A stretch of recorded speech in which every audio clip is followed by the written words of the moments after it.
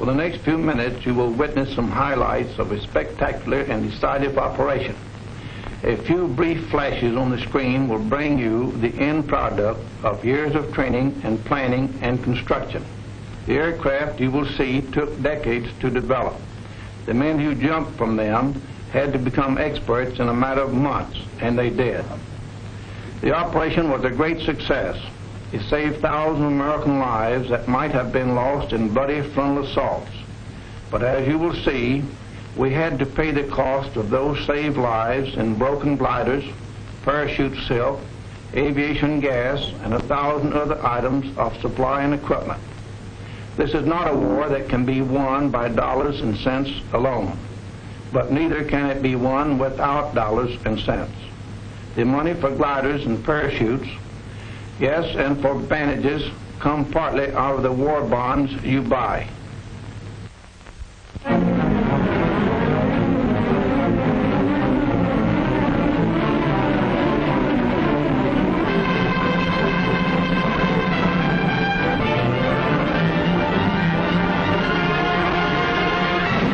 Communique number 1, June 6th, Allied headquarters. Under command of General Eisenhower, Allied naval forces supported by strong air forces began landing Allied armies on the northern coast of France. The greatest news story in 1944. D-Day, H hour. That fateful moment for which the whole world held its breath.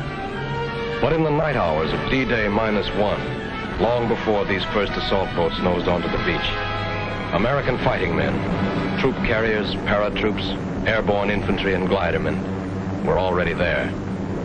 This picture is a small tribute to those men, living and dead, who went in before H hour on D-Day, 5 hours ahead of the main force, to start the destruction of Fortress Europe. Their story begins in a village in England. Not the kind of village that you ever saw or read about, but a strange, unsightly place. One that had sprung up almost overnight and was known to its citizens as Shantytown. Its buildings were fashioned entirely from heavy boxes and shipping crates used in transporting thousands of gliders from the United States. It was a growing community. Every time a glider moved out of its crate, there were impatient tenants waiting to move in and set up housekeeping. Or perhaps a business establishment. And everyone in town was there for one purpose, for the day when they would join forces with the British to make the big jump. The jump that would carry them not only across the English Channel, but across an almost solid wall of steel and iron and guns and ruthless, determined men, trained for generations in the art of death and destruction. But impregnable as these defenses appeared, we had a plan to surmount them. The wall of fortifications stretched along the entire coast of Europe. Part of the plan called for our air forces to carry an army of paratroops and airborne infantry over this wall. The chiefs of staff wanted them dropped deep in German-held territory to establish defense areas and block the movement of the enemy reserves. Then they decided. The invasion spearhead was to strike in Normandy. Immediately, troops began to be dispatched to special takeoff points all over England, where they would stand by until the final word was given. Heroes in the making rode the highways of England that day, busloads of them. As to how they felt riding into their first real battle, well, we'll let one of them tell you. It was just another ride at first, taking us somewheres for another training hop, maybe. After 18 months of training, you get so you don't expect anything else. At least that's the way we paratroops figured, and I guess the glider guys felt pretty much the same.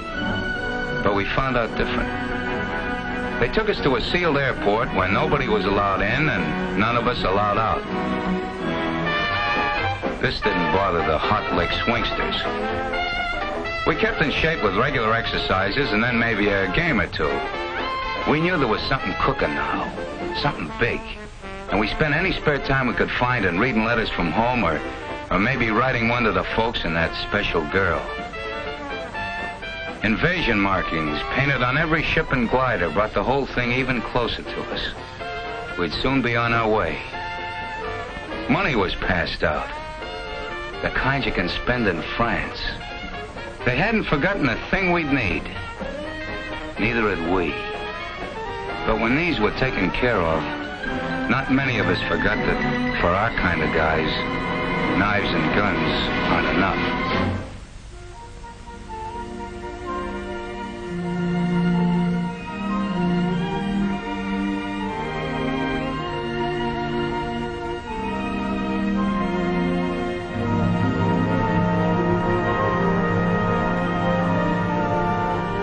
Now we were really ready.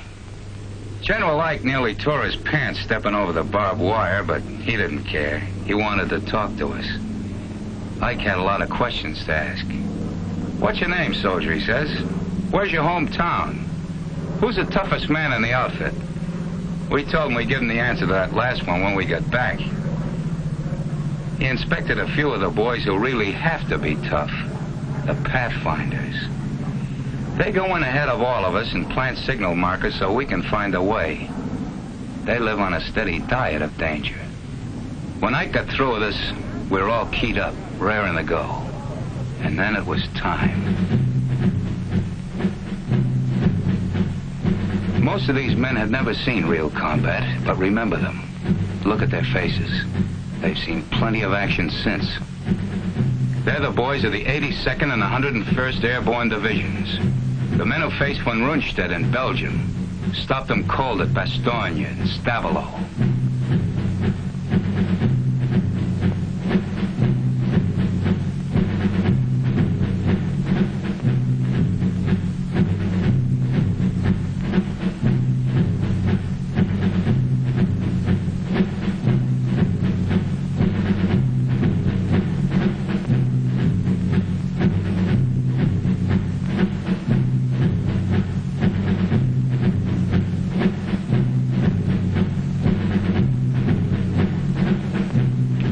They'd given us brand new parachutes, and I remember one little guy saying he wasn't worried none about them opening because the company that made them was in his hometown, and his mother worked there in final inspection.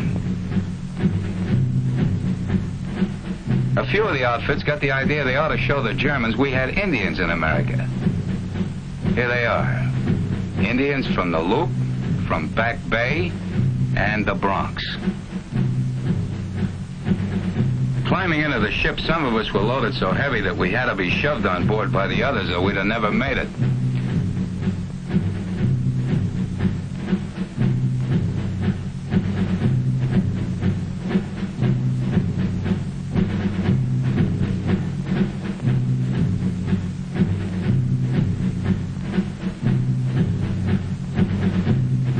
The loading went on into the night.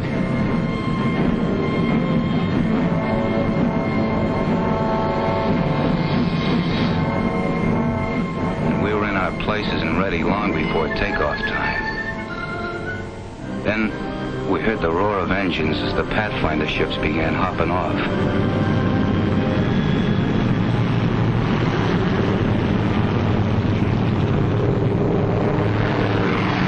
We knew we'd be following soon after. That takeoff was something I'll never forget. Sure, we'd all made a lot of training hops, but this was different. Like the first time you ride a bicycle, only with a whole lot farther to fall if anything goes wrong. Nothing did, though. Not with those troop carrier guys at the controls. Talk about making trains run on time. You could have really set your watch by the split-second way those guys took us off. They took those ships off the ground like it was just another practice run. For them, I guess it was. After all, they were going to have to fly it again and again, all night and the next day. Only under fire. And that's no fun when you figure that these C-47s haven't any armor, no guns, and have to fly low over the drop-in zones, straight as on a bombing run. After we hit the channel and started across, every light went out.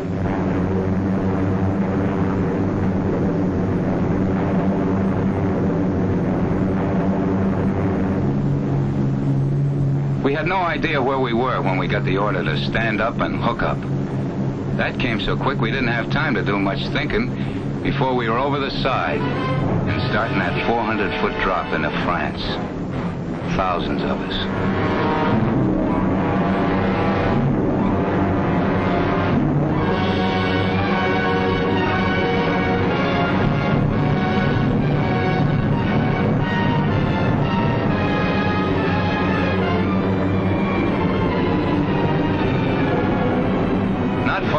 behind came the first bunch of gliders.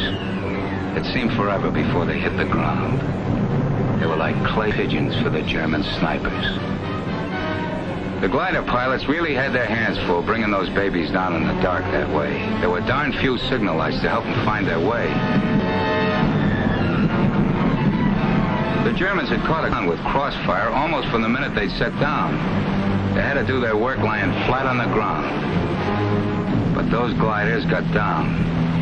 And the troops and guns inside them got into the fight. The pilots fighting right along with them. I guess we did plenty of damage that night. Yes, they did plenty of damage.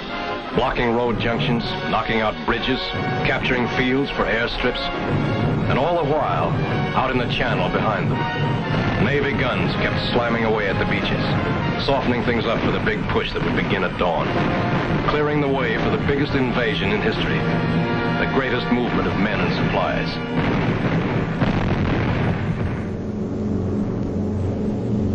The Troop Carrier Command was ready for its next move. They had massed hundreds of British and American gliders in preparation for the most gigantic aerial towing job ever attempted. Each held a full cargo of jeeps and guns, and the fighting men to use them.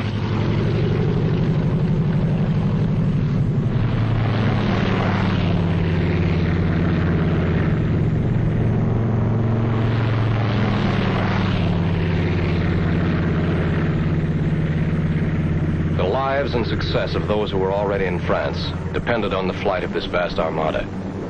They were greatly outnumbered and desperately needed these reinforcements. How they got them, a story of two-way air traffic and an unbroken chain of planes and gliders stretching from England to France and back again, is best told by a man who was a part of it all. Maybe we glider pilots didn't show it, but we were as excited over flying across that English Channel as Blériot must have been when he flew it for the first time, years before most of us were born. He didn't have much of an airplane under him, but then there weren't any German guns waiting for him on the other side. We did a bit of wondering about those guns as we started out over the Channel, and the lighthouses of England began slipping away beneath us. And what about the German Luftwaffe? This was its big chance. Our air forces had established air supremacy, sure. We had a regular umbrella of fighters over us.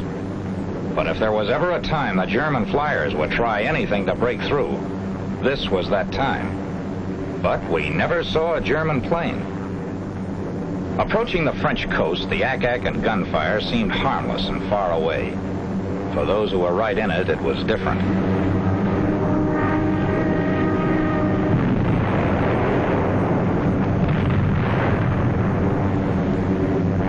It gave us a feeling of pride to be a part of it all, looking down at those men on the beaches of Normandy. We felt a little guilty, too, sitting up over them, not even getting our feet wet.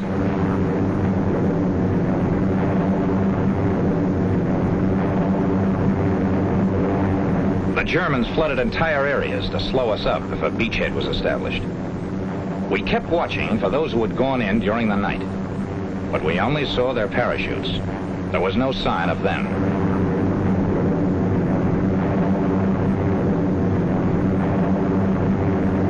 The first glider. We'd find out pretty soon what had happened.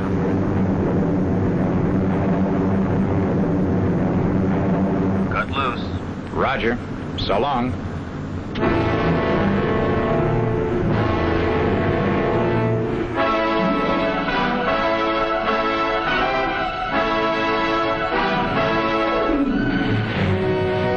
We stretched our glides as much as possible. That way, we ended up near the edge of the fields where we could run for cover as soon as we got out. Not everybody came down exactly where they wanted to. One glider went right into a German field headquarters. And what was that I said about not getting our feet wet? This bunch was lucky. The Germans were under control in this section. But more than one tow ship and glider made its last flight that day. Guns didn't do all the damage. 15-foot poles driven into the ground ripped off wings and smashed through fuselages. The men who stepped out of this glider will never know if their first mission was successful. But it was plenty. Yes, their mission had been successful. But this down payment on freedom ran very high.